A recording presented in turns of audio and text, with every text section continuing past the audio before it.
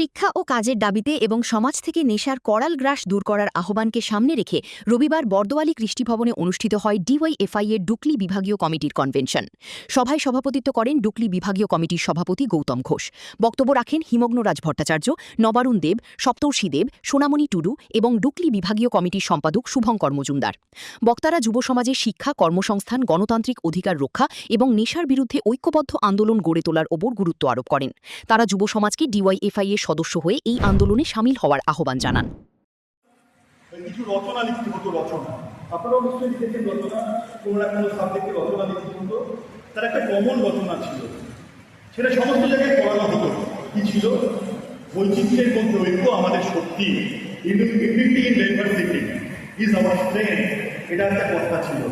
আমাদের ভারতবর্ষে প্রতি 100 কিলোমিটারে ভাষা খানিকটা হলেও বদলে যায়। আমাদের ভারতবর্ষে প্রত্যেক 100 মিটারে ধর্মপ্রাণ মানুষের পুজোর জায়গা, পুজোর যে যাকে উপাসনা করা হয় তার জায়গা হচ্ছে বদলে যায়। আমাদের ভারতবর্ষের প্রতি 100 কিলোমিটারে খাদ্যাভ্যাস বদলে যায়। আমাদের ভারতবর্ষের প্রতি 100 কিলোমিটারে তার ইতিহাস কিছুটা হলেও হচ্ছে অন্যরকম হয়, নতুন ইতিহাস হচ্ছে আমরা দেখতে পাই। সমস্ত কিছুকে আজকে এই নয়া ফ্যাসিবাদী কায়দায় ভেঙে নির্মাণ করতে চাইছে এই আরএসএস এবং হচ্ছে বিজেপি। এই বৈচিত্র্যের মধ্যে কনভেনশনে বিভাগের বিভিন্ন প্রান্ত থেকে বিপুল সংখ্যক যুবক যুবতী অংশ নেন।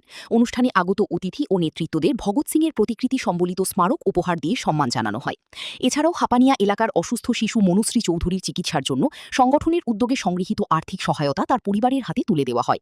মানবিক এই উদ্যোগকে উপস্থিত সকলেই সাধুবাদ জানান। Bureau report, news now.